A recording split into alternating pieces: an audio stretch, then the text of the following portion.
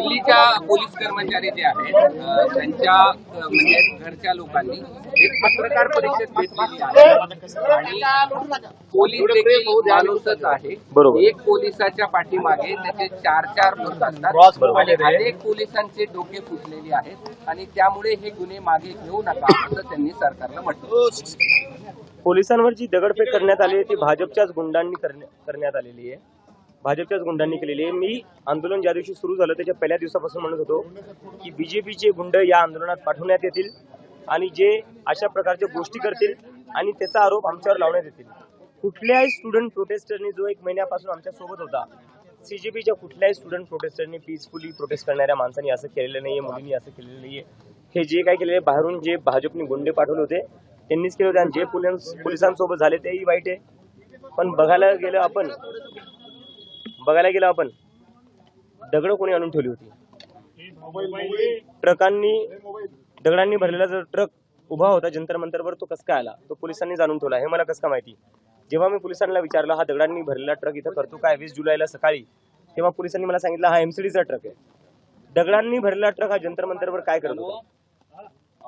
तर हे सगळं बीजेपीच्या प्लॅनिंगनी झालेलं आहे. बीजेपीच्याच लोकांनी पोलिसांवर दगडफेक केलेली आहे. मग हे ज्यांनी दगडफेक केली आहे त्यांच्यावरचे गुन्हे मागे घेऊ नयेत असं तुमचं पण मत आहे? हे आम्ही आधीच बोलले, हिंसेचं आम्ही कुठल्याच प्रकारे समर्थन करत नाही. आमचं जे आंदोलन होतं ते अहिंसक होतं. डॉक्टर बाबासाहेब आंबेडकर आणि महात्मा गांधींच्या रस्त्यावर चालणारं आंदोलन होतं. त्यांच्यावर नाही, त्यांच्यावर कारवाई करतो ज्यांनी दगडफेक केली. पण त्यांचा आधार घेऊन किंवा त्यांचं नाव घेऊन जे तुम्ही देशभरात विद्यार्थ्यांना तंग करताय त्याचं काय. मुंबईच्या मुलांनी दिल्लीच्या स्टुडंट्सवर दगडफेक केली आहे. बिहारच्या मुलांनी दिल्लीच्या पोलिसांवर दगडफेक केलेली आहे. बंगालच्या मुलांनी दिल्लीच्या पोलिसांवर दगडफेक केलेली आहे. त्यांचं नाव घेऊन भाजपच्या गुंड्यांनी जे केलेलं आहे त्याचं कारणीभूत बनून जे तुम्ही स्टुडंट्सला तंग करतायत, त्यांच्या घरी चालले हॅरॅस करतायत ते काय. पेलेट गन चालवले आहे यांनी स्टुडंट्सवर. पेलेट गन चालवल्या बिहारमध्ये AK-47 चालवली आहे स्टुडंट्सवर. पोलिस याच्यासाठी पोलीस भरती झालेले आहे स्टुडंट्सवर AK-47 चालवायला. ज्या लोकांनी दगडफेक केली त्यांना अटक करा. बीजेपीच्या गुंड्यांनी येऊन 15 दिवसाआधी निशू नावाची मुलगी आहे तिच्या वडिलांचं डोकं फोडलेलं आहे.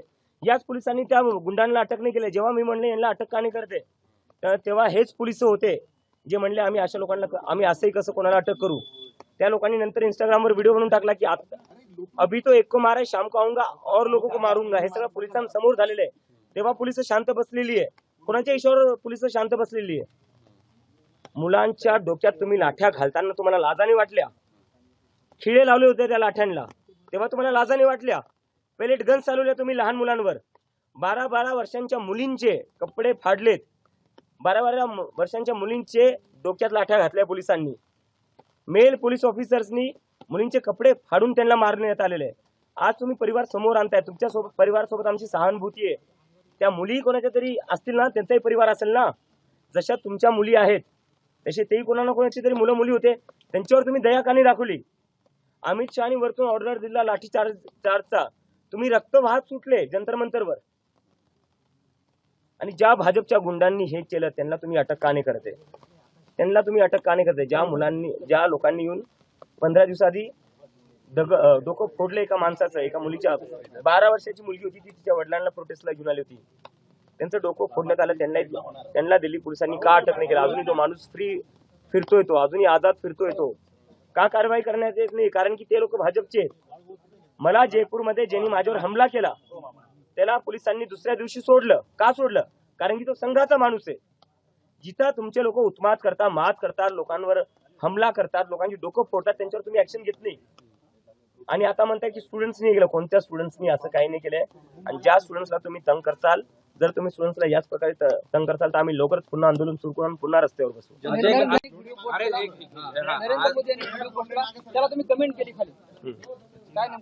नाही ती कमेंट तेच होती की नरेंद्र मोदी यांचा चेहरा देशाच्या फ्युचरपेक्षा ब्राईट दिसतोय. त्यात चुकीचं काय. फ्युचर तर देशाचा अंधकारच दिसते. मुलांवर पेलेट गन्स वापरल्या जात आहेत, लाठ्या चालवल्या जात आहेत, डोकं फोडण्यात येत आहे मुलींचं. जो संदीप लांबा आहे त्यांनी एका मुलीला चापट मारलेली. हिंमत कसं काय झाली त्यांची मुलीला चापट मारायची.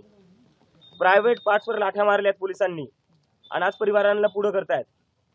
मला नाही वाटत ज्या पोलिसांनी जे प्रेस कॉन्फरन्स मध्ये बसले त्या पोलिसांनी हे केले, पण जे संदीप लांबा सारखे ऑफिसर्स आहेत त्यांनी तर मारलेले आहे ना, कॅमेरावर कॅप्चर झालेले आहे. त्यांच्यावर कारवाई केली पाहिजे ना. आम्ही त्यांना कोर्टात आम्ही त्यांना नेल्याशिवाय सोडणार नाही. ज्या पोलिसांनी मुलींवर अत्याचार केलाय, त्यांच्या प्रायव्हेट पार्ट्सवर लाठ्या मारल्यात, त्या पोलिसांना आम्ही सोडणार नाही. कमेंट मधून काय सांगायचं? कमेंट मधनं काय, मी जे आहे ते बोललोच. देशाच्या भविष्यापेक्षा नरेंद्र मोदी यांची त्वचा ब्राईट आहे. जंतर मंतरवर आता बिल्डिंग वगैरे परत मला वाटतंय जंतर मंतरला सिक्युअर करण्यापेक्षा, प्रोटेक्ट करण्यापेक्षा पेपर फुटी थांबवा. जे नवीन बिल आलं त्या बिलामध्ये यांनी काय बोलले की पेपर फुटी झाल्यावर काय काय करण्यात येईल. गृहीत धरून चालताय की पेपर फुटणार आहे. पेपर फुटी थांबवण्यासाठी काय करणार आहे ते सांगा जनतेला. काल उद्धव ठाकरे यांच्याशी फोनवर तुमचं बोलणं झालेलं आहे. नेमकं काय सविस्तर चर्चा झाली? पुढच्या आंदोलनासंदर्भात चर्चा झाली की मातोश्रीवर तुम्हाला निमंत्रण मिळालं? नाही तसं निमंत्रण दिलेलं नाहीये. पुढच्या आंदोलनाबद्दलही काही झालेलं नाहीये. त्यांनी फक्त तब्येत कशी आहे ते विचारलं. त्यांना माहिती होतं मला टायफॉइड झालाय, तब्येतीबद्दल विचारलं आणि आई वडिलांची विचारपूस केली की मागच्या एका महिन्यात तुम्हाला खूप त्रास झाला, त्याबद्दल थोडंफार बोलणं झालं, बाकी काहीच नहीं. हमें तो लगा वो गायब हो गए कहीं पर. पिछले एक महीने में तो कहीं उनका नाम ही नहीं सुना. मुझे खुशी हुई जानकर वो अभी भी है. सर, दिल्ली जंतर मंतर पर पथराव हुआ है, लेकिन सारे देश में स्टूडेंट्स पे कार्रवाई की जा रही है. Exactly. आप क्या कहेंगे उसके बारे में? मैं वही कह रहा हूँ. तो पूरे देश के स्टूडेंट्स को ये लोग डराने की कोशिश कर रहे हैं कि मत करना फिर से बीजेपी की सरकार से सवाल करने का, हिम्मत मत करना फिर से प्रोटेस्ट करने का.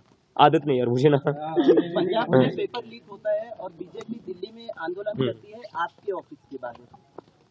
तो करे वो, उनका वो अधिकार है. मैं कौन होता हूँ उसमें कुछ बोलने वाला. उनका वो अधिकार है, जिसके पास जो अधिकार है वो करना चाहिए. डेमोक्रेटिक राइट है. और मैं उम्मीद करता हूँ दिल्ली पुलिस उन पर लाठियां ना चलाए जैसे हम पर चलाई थी. नरेंद्र मोदी जी के वीडियो पे अपने कमेंट पास में क्या करें? नरेंद्र मोदी जी ने नहीं, मैंने तो यही कमेंट किया था कि उनका जो स्किन है वो फ्यूचर, देश के फ्यूचर से ज़्यादा ब्राइट लगता है, क्योंकि बहुत ज़्यादा रील्स बना रहे हैं आजकल मोदी जी, और उसमें उनकी स्किन जो है बहुत ही खुलकर निखर कर आ रही है. जंतर मंतर पर सर बड़े अभी जो बैरिकेड्स है वो कहीं ना कहीं बिल्डिंग किए जा रहे हैं और बड़े पैमाने पे काफी तौर पर लगाया जा रहा है. क्या फिर से एक बार आप आंदोलन करने की तैयारी है या जंतर मंतर पर आंदोलन न हो इसके लिए वो ये तो उसकी तैयारी है कि जंतर मंतर पर आंदोलन ना हो, क्योंकि ये लोग तो डेमोक्रेसी में बिलीव ही नहीं करते. अगर ये लोग डेमोक्रेसी में बिलीव करते तो स्टूडेंट्स पर इतनी ब्रुटैलिटी से लाठियां नहीं चलाते. अगर डेमोक्रेसी में बिलीव करते तो देश भर में स्टूडेंट्स को ये लोग तंग नहीं करते. These people don't believe in democracy. Give them the 5 demand charter and we are in talks with them.